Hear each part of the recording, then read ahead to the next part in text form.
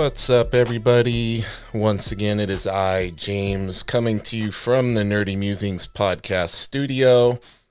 I am excited to be joined today by Big Cliff of Cliff on Comics. How you doing today, Cliff? Great, thanks for having me. I love that intro music. Oh, yeah. I was in. I was into it. My boy, Easy Rob is the one who did that. And this guy is, he's actually got an Instagram called Your Dad's Comics, and he sells comics through Instagram, and he's the one that does that. He does music on the side, so it's really cool. Was able to hook me up with that when I got the idea for the podcast.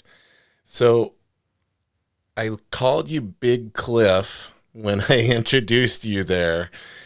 I had to reach out to you after I saw that picture of you picking Mike from Lunch Money Comics up. I'm trying to collect all the literally and figuratively big nerds and make sure I have you guys on my podcast. So I've had Brandon, I've had Colossus Collector, like Big Me McFly was on yesterday, and Love it. now Big Cliff is on here too. I'm very happy. And I met a bunch of those people at Terrificon in Connecticut over the summer. So, I got to see some of the big people out there. That's so cool. Assert my size.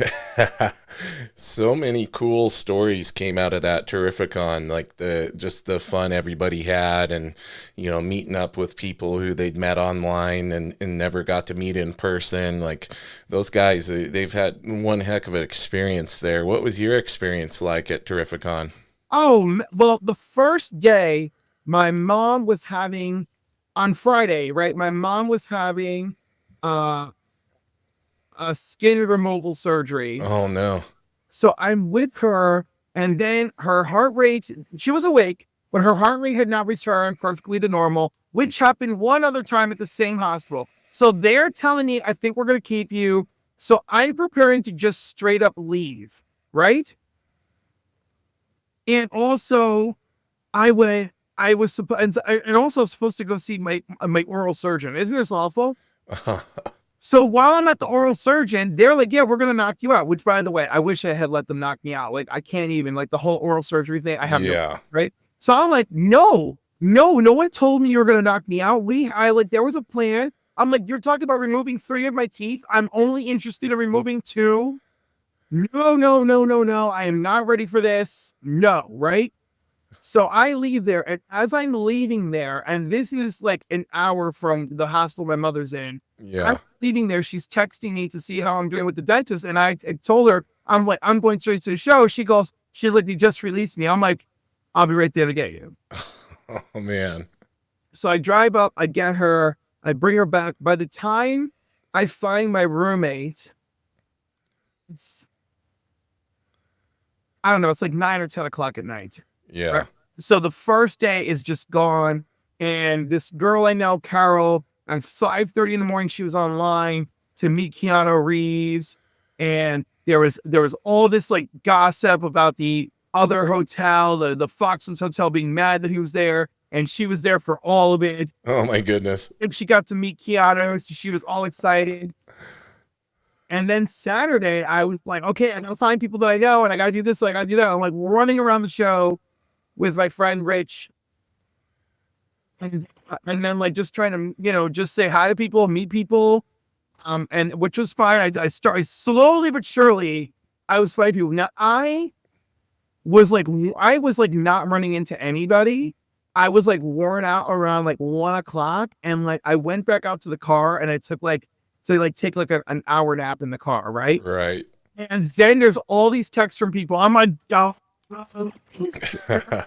I'm like running in there. I'm just like the juggernaut. And it's crazy because I think at this point while I'm racing, I see Brandon on his phone like this, not knowing what's happening. I assume this is Brandon, so maybe he's just making content. So I swing over and grab him and scare the hell out of him, and it's his thing. He's on the other side of this children. Oh my goodness.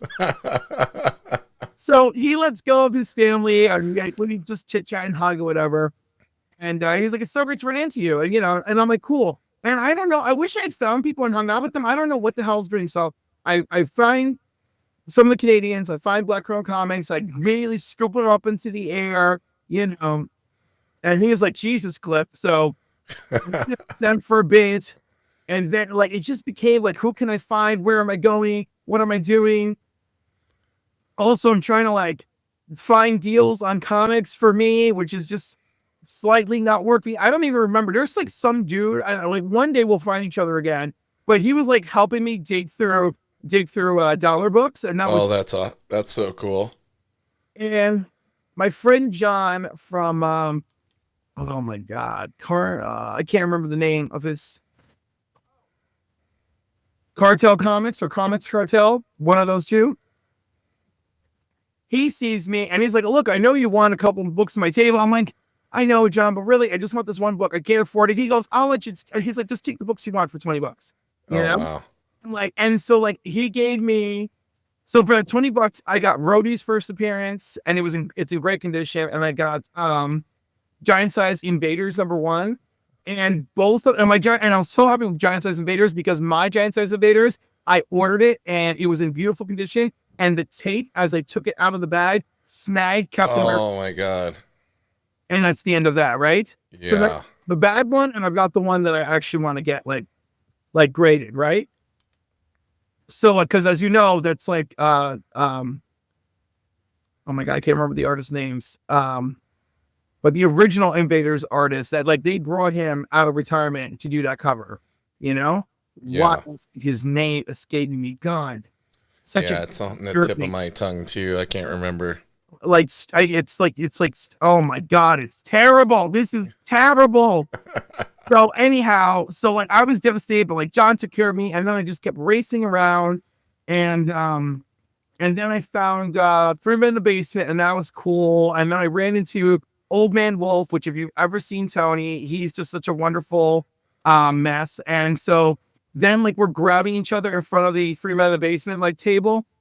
and then Otto from 3 Men in the Basement is just like, what is happening in front of my booth? Like, what is going on? Because like, and at one point, like, you know, Tony and I are like playing grab ass, and I just whispered to Tony's ear, and I was like, there's no game of gay chicken that I want. You know, I'm like, we gotta stop. You know? Oh my god, that's hilarious. It's really great. So it was a whirlwind adventure, it sounds like. It was. I mean, it was fun. Also, I saw Terry Dodson. His wife wasn't there, but we had a great talk, and I had him sign. And what do you call it when you sign it and you draw on it? Do a remark. Sign and remark Miracle Man #0 for comics curing cancer, and I had CDCS witness it, and then they sent it back to me, so I had it ready for comics curing cancer. Oh, that's amazing. Of course, I had to make him write comics curing cancer on it, so they would put comics curing cancer on the label. Yeah, right? They won't do it unless it's written on it, right? Oh, it was so annoying because I was like, are we for real here? But like, they gave me a discount because it's for charity. He gave me a huge discount because it's for charity. So like, basically what would have been like $100 and something, he did it for $35. Yeah. You know? And I totally respect that because several years ago when I met him and his wife in New York Comic Con, that weekend, this dude was like on them. Oh, my sister's dying of cancer. And made them do this Wonder Woman for him. I made sure it was done by Saturday, and Saturday night he had it up on eBay. Yeah, that's very, very disappointing. It's disgusting. So, but it happens, unfortunately. Right, and like, but it's terrible because this happened back then when it didn't always happen, but it finally happened to like the wrong people. Like, yeah, you did it to like the sweetest people ever. Yeah, him and his wife are awesome. And so yeah, it was really terrible. Like, and so like, and I just felt so bad. And for a few years, there was all sorts of stuff they just did not do at they didn't do at shows anymore. Schomburg. You found it. Schomburg. It came to you. So it was just like awful. And like, I love Rachel Dodson and Terry Dodson. Like, they're really cool. Terry, I had a good time chatting with Terry a couple years ago down at Rose City Comic Con, and I bought like a X-Men original page from him, and just had a real good chat. They seem like really good people. They are really good people, and he said he would love to come back next year because he had such a great time and to bring Rachel with him. And so, of course, I told Mitch immediately. I'm like, Mitch, you need to get them both. Tell him they are welcome. Yeah, for sure. Because we had Adam Hughes and his partner. What I can't remember her name. This is terrible, but they were there and they did some bomb ass stuff for fans. And John Jang was there. Love John Jang. Nice. From I think of some ass in your face or balls in your face, Spidey, depending on how you that cover. So it sounds like you are involved with a lot of charitable causes, because I saw you obviously you just spoke about the comics curing cancer, but on your stories before Christmas, weren't you doing some stuff for Toys for Tots and that type of thing as well? Me and my local comic shop, and of course I roped all my friends into it, which is wonderful, right? It's really wonderful that you could start something. This was our 15th year, so it's really funny and wonderful that you could start something and start it with a friend, and that it grows into more of your friends want to be involved and look For forward. sure. And whether it's just that they support by dropping off a check, or they support by dropping off some money, or they support by dropping off toys, or they support by mailing you toys, or they support by showing up as a guest like Brian and Gary Brown, all are wonderful things, right? Yeah, that's so amazing. So, and of course, we actually sold one of Ryan's slabs for like 60 or $70. That was really cool. Anyhow, so like last year we had stuff from Paul Rudd, and it was our first year that we went over $1,000. But this year, without cool stuff from Paul Rudd, we did 555, which is still wonderful. Yeah, that's great. And more than 6 full boxes of toys. We had 6 full boxes of toys and several bags of toys that went out the door. So like, I'm not the state troopers, but we do. You did work on it. That sounds great. And I was just going to ask you, I wanted to kind of see, like, when did your love of comics start, and when did you start collecting? Have you been a long time comics fan? I know some of the guests I have on, it's like they started super young, and then some of them got into it more as a teenager or young adults. Tell me about the origin stories of Big Cliff and comic books. So I started at age 2. I saw Superman on television. So Superman was stuck in my head. And then like I had a few Superman comics as a young kid that I couldn't read, and my poor mom would have to read them all the time. And I was like, kept looking for them, right? It's like the first Superman comic I had, it involved Superman and Vartox. I'm like, who the hell is Vartox other than this guy in golden brown with his chest exposed or whatever? Yeah. So, and I didn't have a sexual awakening yet. All I knew is I really liked Superman, right? Right. Yeah, Vartox flew around with his chest exposed. And I guess like, and I didn't realize like Bartok is like supposed to be Superman's friend. And I was like, oh, this is cool. So we found all 3 chapters eventually, like from drugstore to drugstore. And one place that was like a Walmart is called Lloyd's. So like that was where I got my first one. And then an Action Comics where Superman was fighting Captain Strong, who was a knockoff of Popeye. And then I had another one that was like, it was All-Star Squadron and, Earth 2 Superman. But I didn't understand the All-Star Squadron was an alternate reality. All I understood is, well, Superman's older. He has a different S, and that's like really weird. Yeah. And so I like some of it wasn't registering for me. But then on the news, on ABC Channel 7 New York News, they did this whole thing about the new Superman, that's starting with Man of Steel. They're changing Superman. They're updating his origins. And it was on the news, Yeah. And so I got issue 1 of Man of Steel. And at this point, I can read. And I'm about 9 or 10 years. I'm definitely 9 years old at this point, right? Or 8 or 9, right? And I'm reading it, and I'm obsessed with it, and I'm reading the letter page, right? And he goes into this whole thing, because the letter page is really a note from him, because there's no letters for, obviously, Man of Steel #1. Yeah. And he goes into this whole thing about how his first exposure to Superman was watching George Reeves, and the episode was The Haunted Lighthouse. Okay. Right? Yeah. I'm like, who the F is George Reeves? And so I was like, oh, Superman used to be on Talk Show, but Superman was on television. Yep.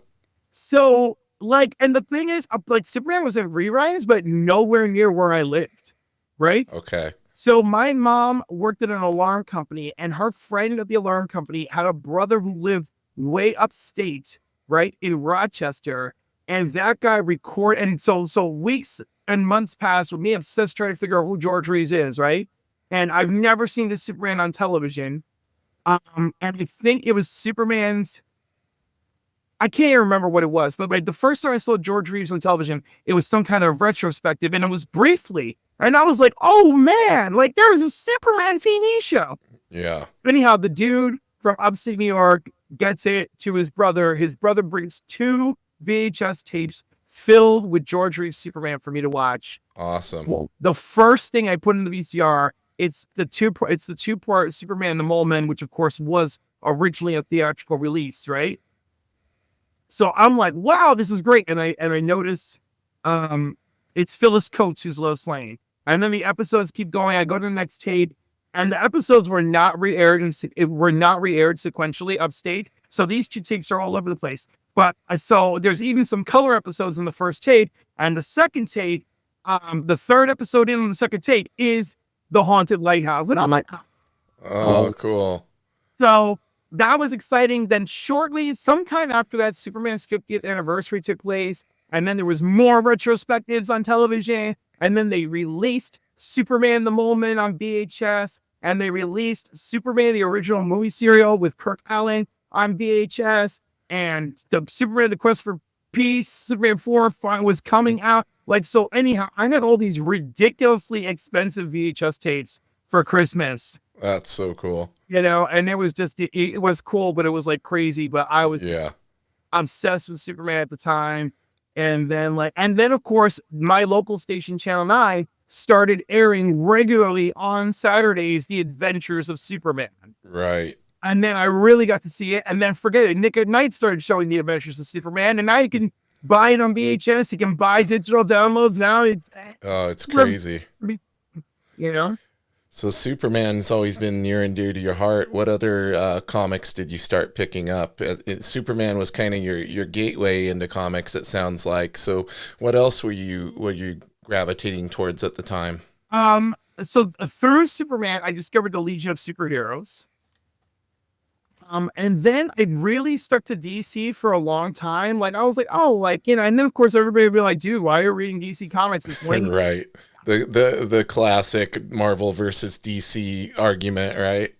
I'm like, oh no, I'm having a good old time with Superman over here. I mean, like, yeah, you know, he's fighting Intergang, and Intergang looks like they're being run by Darkseid. So I'm like, I'm really into this. Darkseid's a freaking scary ass villain. I'm like, I don't know what you guys are doing. And then of course, I think around the time of just after Thanos Quest, I started getting interested. And then of course the X-Men were quickly appealing to me because all my friends were talking about it. And then I finally just caved in and I picked up X-Men 275, and you know, that's got the gatefold cover by Jim Lee and Scott Williams. And we got the Shi'ar and the X-Men, and someone gave me the Dark Phoenix saga as a gift. Very cool. And that actually was the catalyst for me to start reading X-Men. And it's really funny because like Chris Claremont really just has no idea, or really, like, I mean, he has an idea now, but like as he was doing stuff, he had no idea like the webs he was accidentally weaving, right? Yes. I remember there's an issue of New Mutants, and the internal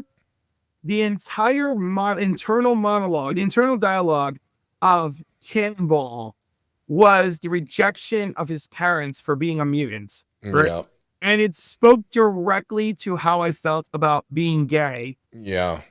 And like, I don't know, it absolutely brought me to tears, but it was like one of the best things I ever read. And the funny thing is that as we get into I'm discovering my sexuality, I'm more drawn to Superman because of the nature of Superman having a secret identity, because he has to protect the people he loves. I have to keep a secret to protect the people, to protect myself and the people I love. Right? Yeah, there's a lot of parallels there that could be picked up on for sure. And so a lot of people think that that's awfully strange, but like for my young mind, I didn't think it was strange.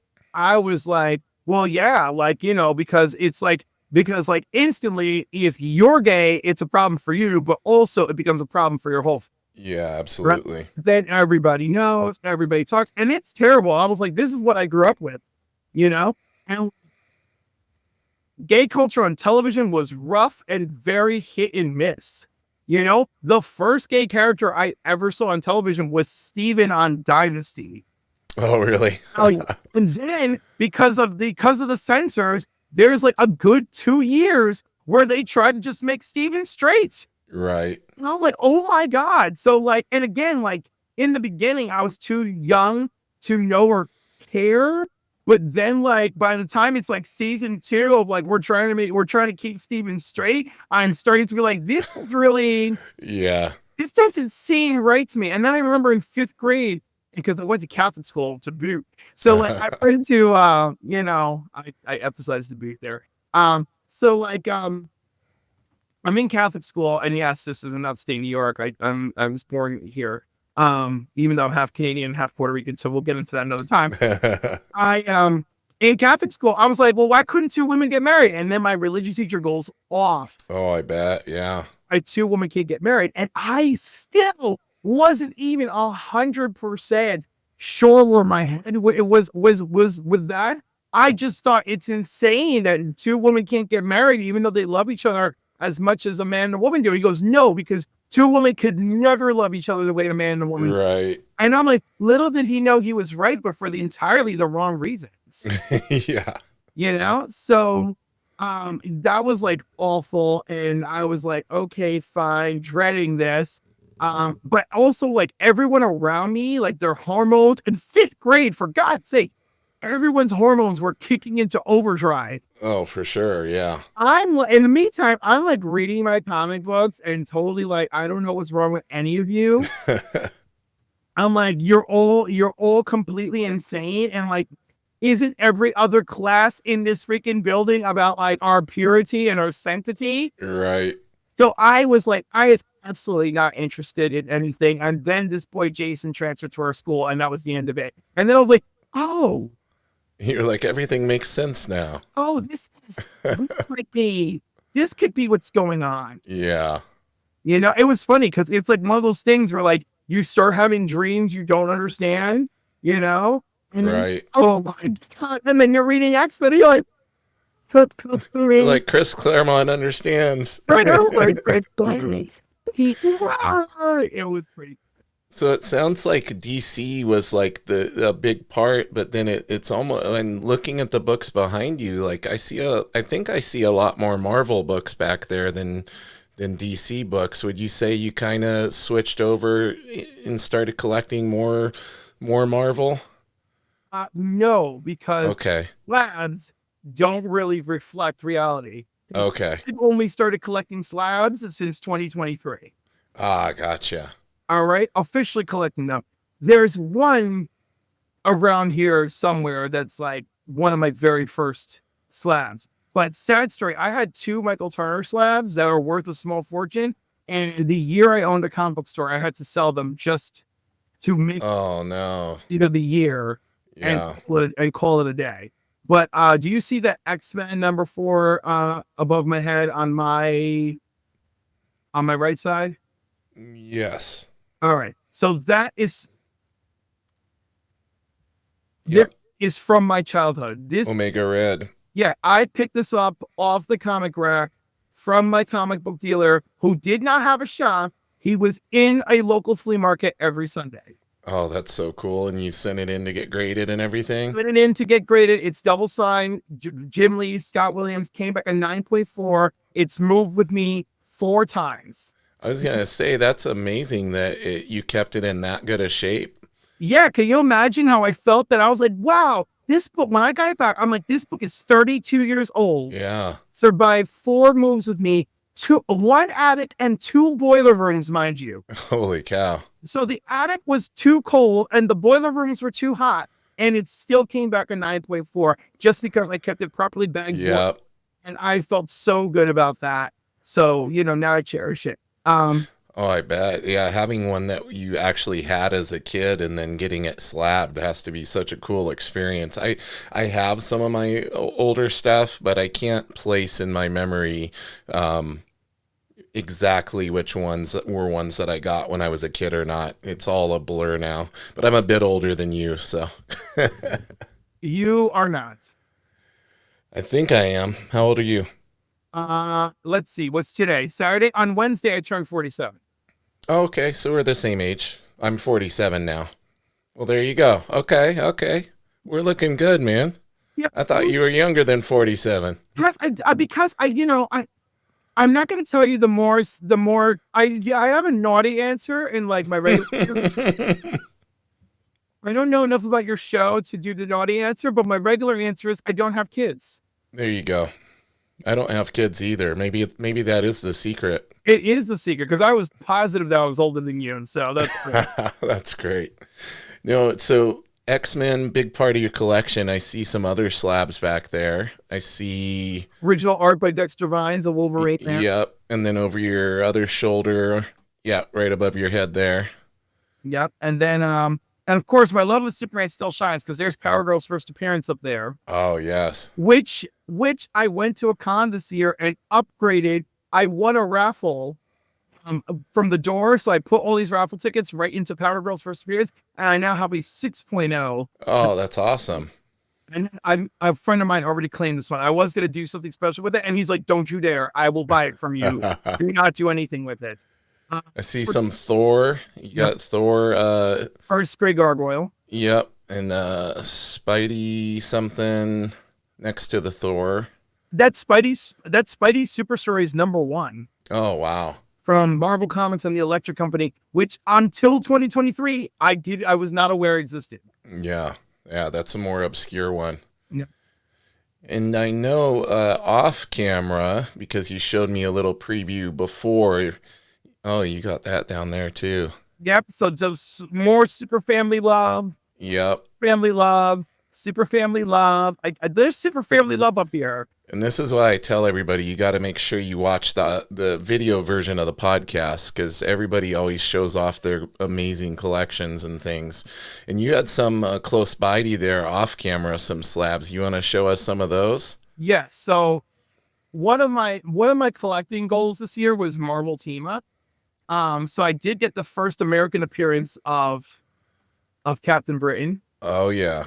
In Marvel Team Up number 65. Newsstand edition. And it's a newsstand, but let's keep in mind that's not a big deal for the year it was produced. Right.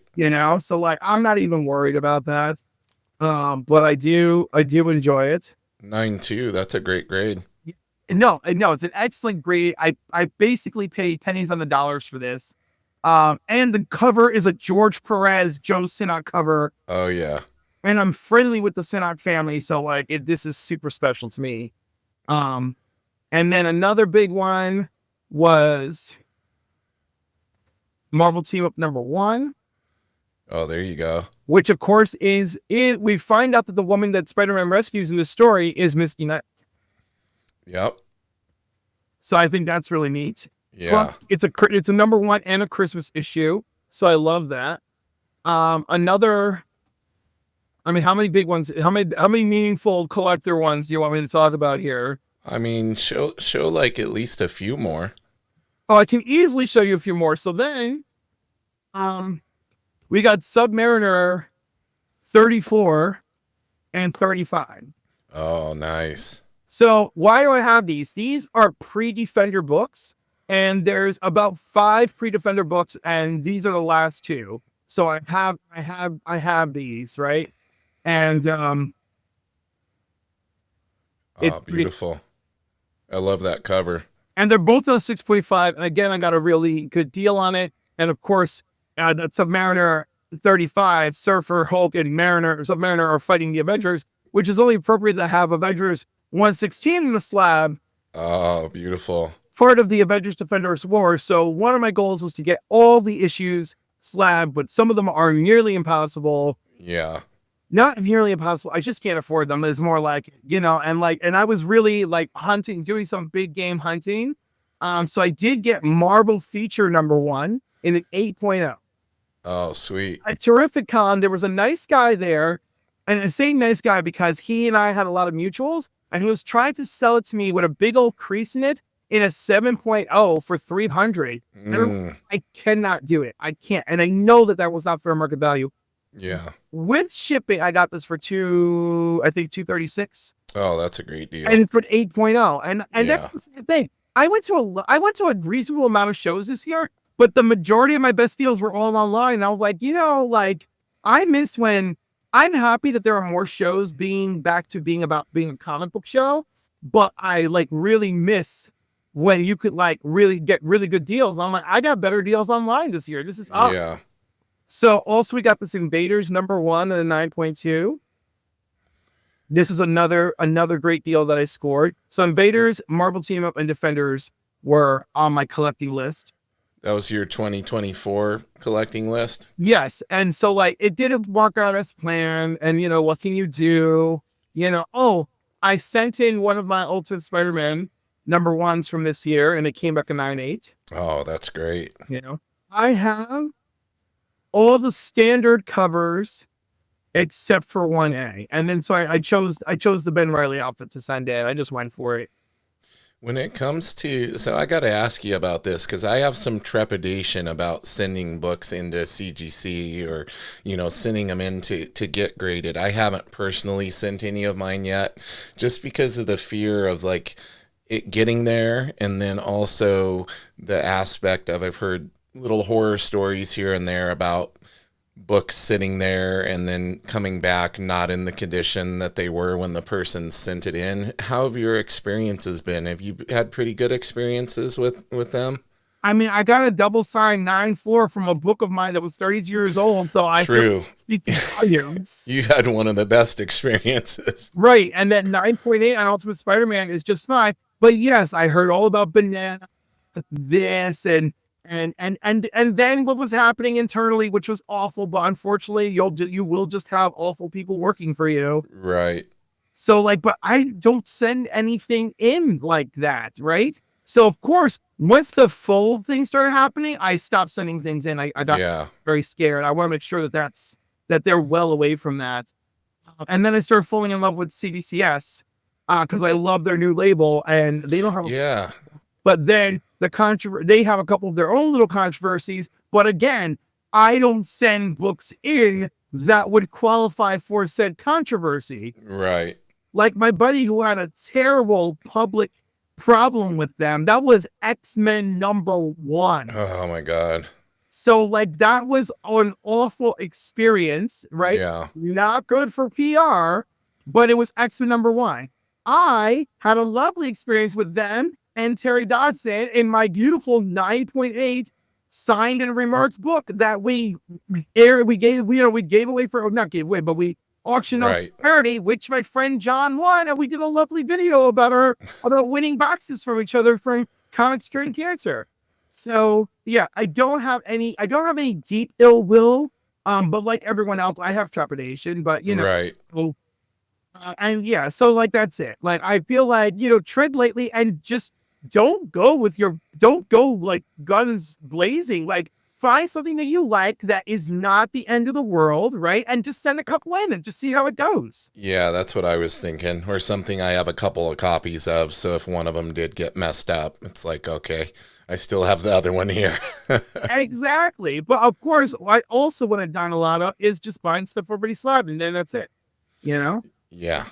I have trades or loose copies of all these books for me to enjoy and read. And yeah, I like doing that too. Yeah, anything I have slabbed, I want to have a copy, like a reader copy, or at least, something that I can flip through. The only stuff I don't have a reader copy of is the Gamora, because I won that out of a show somewhere.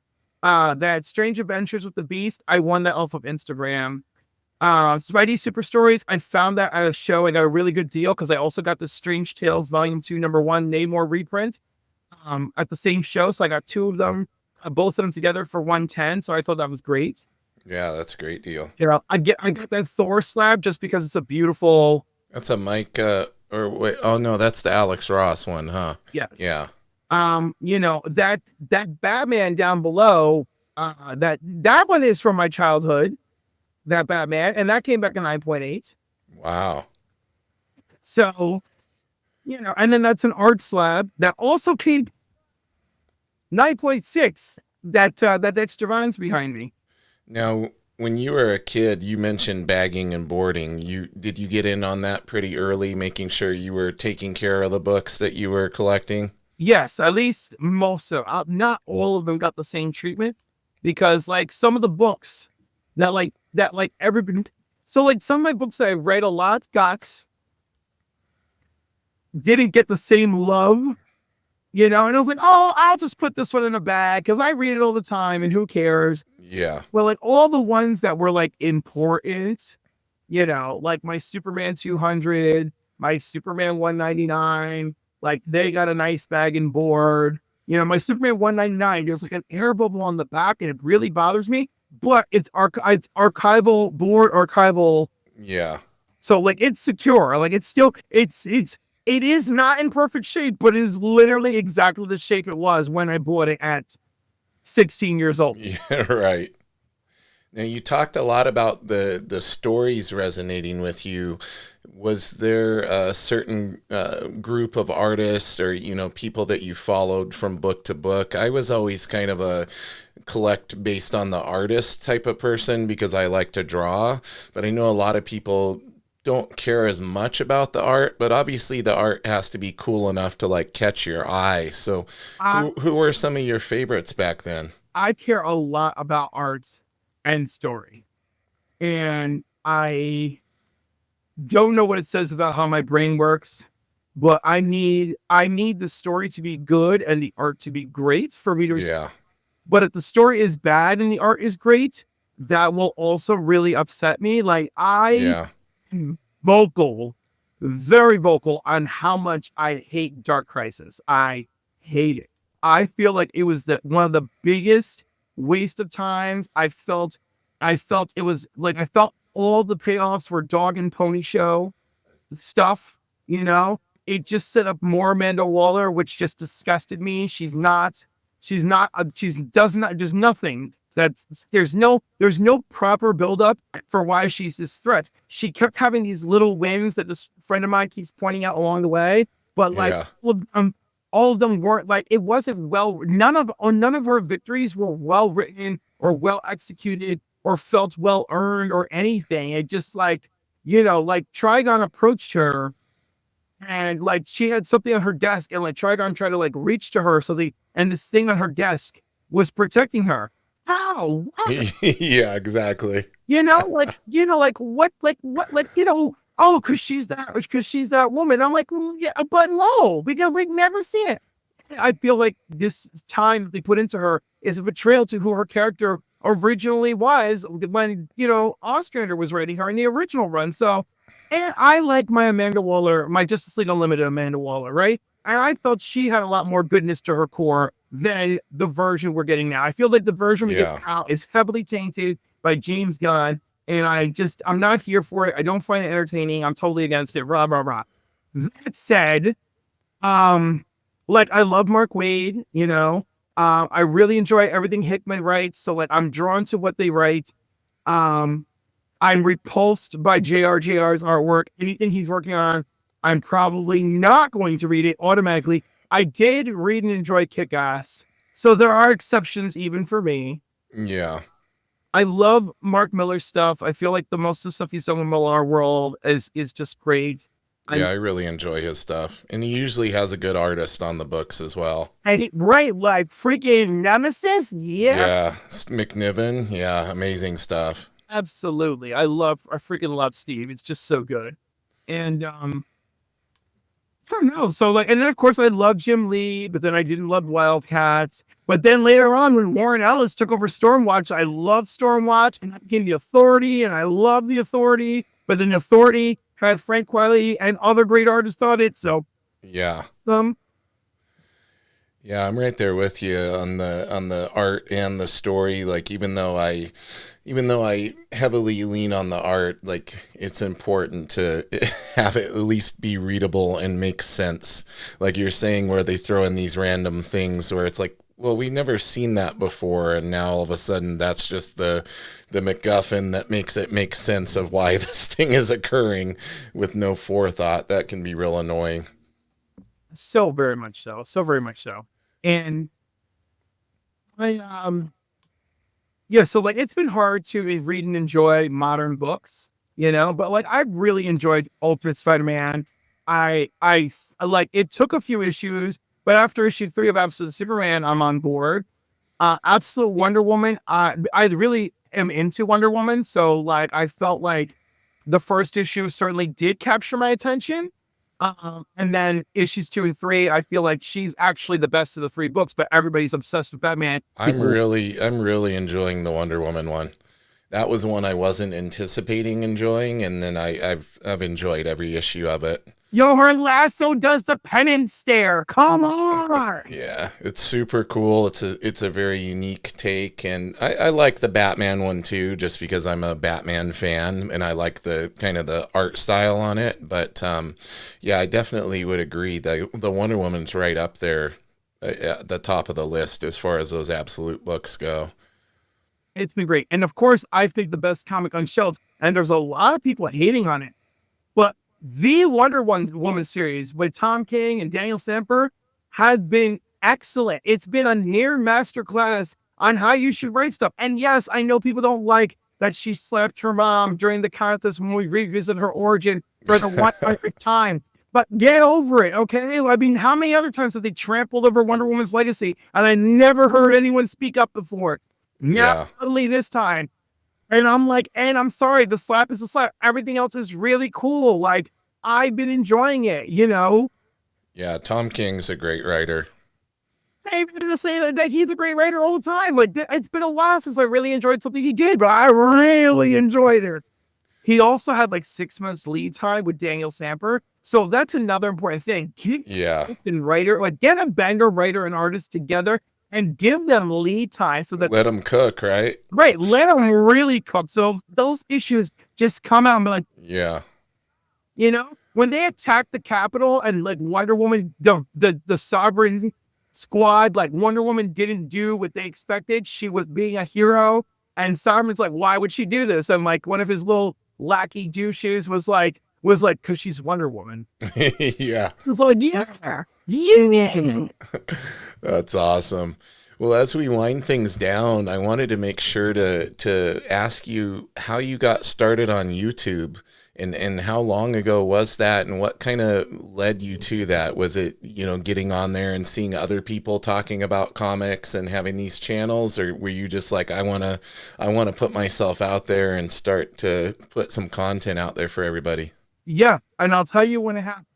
I a podcast called The Ring Is Chosen, right? And that was with me and my then partner Squire, and we covered the comic book content of this card game, the Versus System card game that they made cards for Marvel and DC. Oh, okay. And so we cover the comic book content. It was like, oh, this card is blah, blah, blah. And that's from this storyline, you know?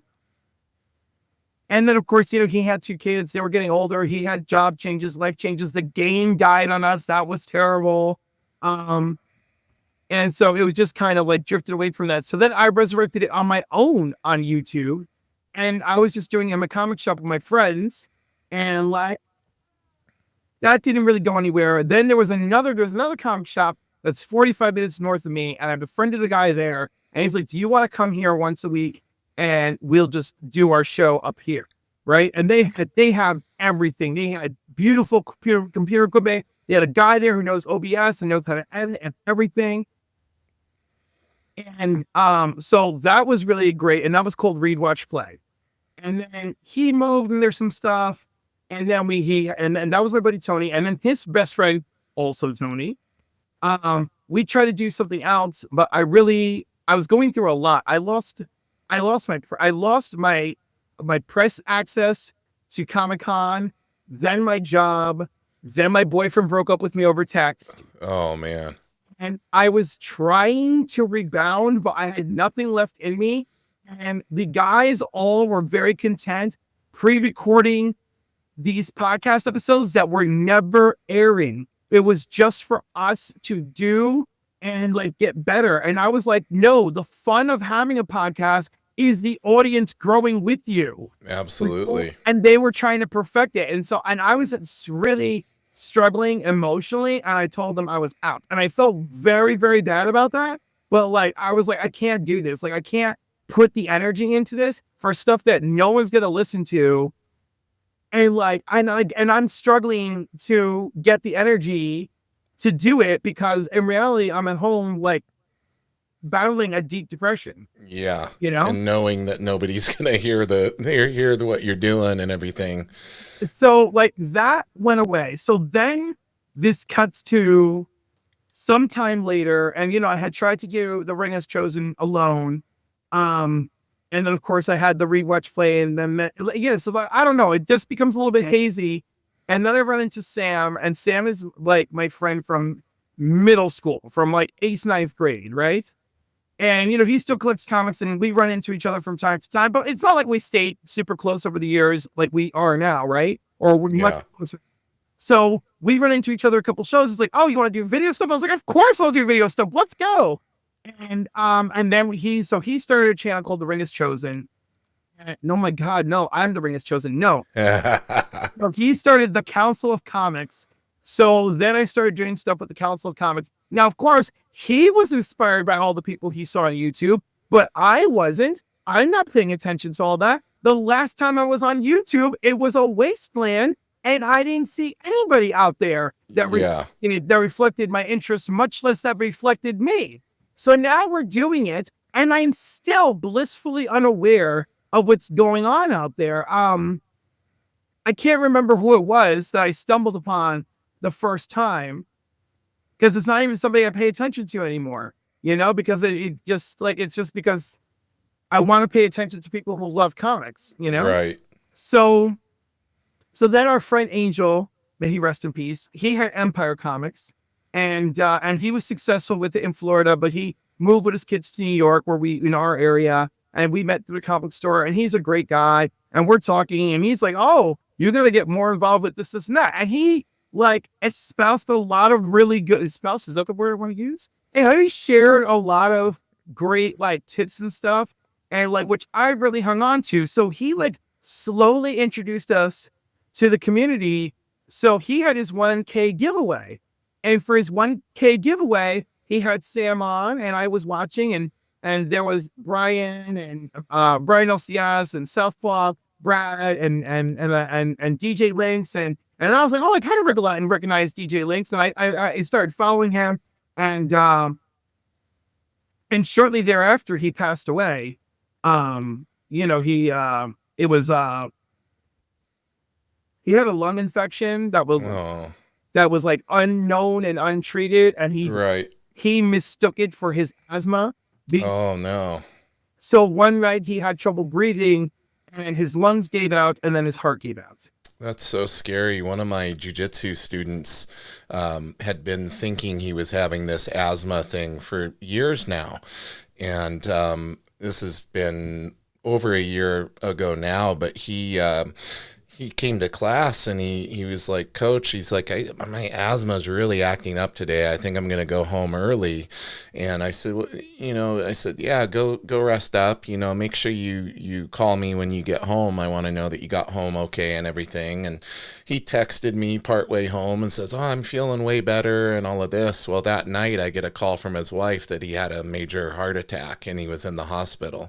And the thing that they had been diagnosing as this lung/asthma thing was actually heart related, and they didn't catch it. And thankfully he pulled through, but it was very close to losing him. So that's so scary when these things get misinterpreted and end up being losing somebody, or you're not checking in. Like we had to talk about health insurance and stuff weeks prior, and it breaks my heart to think about that.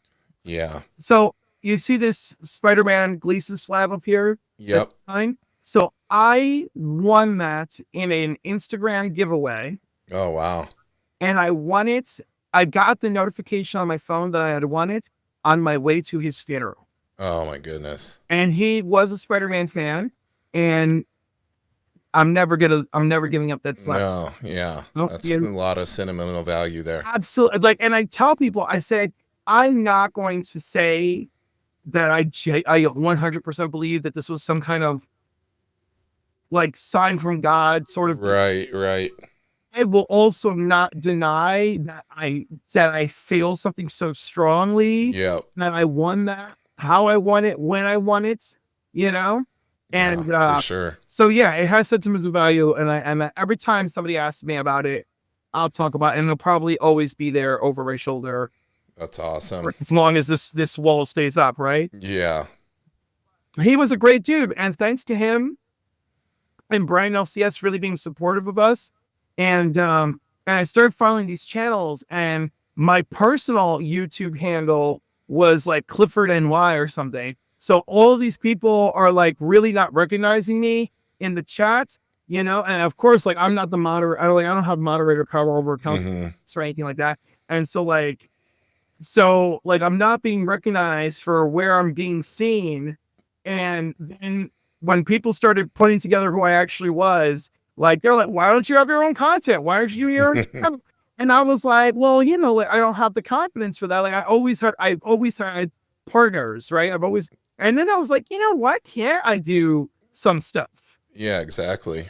And like, so yeah, I don't have those editing skills that I wish I had, but I pump out comics and coffee with Cliff, comics and cocktails with Cliff, my unboxings and random BS that I put up, or just live streams that I join on, because, because of course I do want to promote being in the environment. And I'm not saying I mean, I want to be Mr. Positivity. I know I'm not, but like, I don't want to like come down on people. Like, no way. I'm not doing John Romita Jr. I'm over it. Like, but like, if people still love that and they want it, like, more power to you. It's very much not for me. But yeah, so like, I just want to be out there. And of course, one of my original missions being that, like, I want to be part of the space, and I want to be a symbol of like sharing in the space, regardless of where you are. Yeah. Every which shade, shape, and form, And of course, there's a lot of people out there. There is. We've got Power Definitely. and House of X and all these wonderful content creators who are, queer and queer people of color, and just like, yes. So like, I'm here for all of it, and I genuinely would like to build bridges. Well, it's great that you're able to have this platform and spread so much positivity out there in the comics community.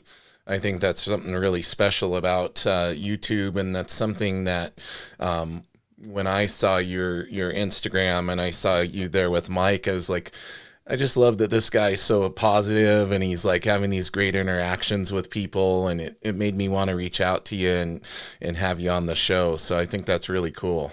I thank you, and I appreciate it, because I was done. I was like, you what?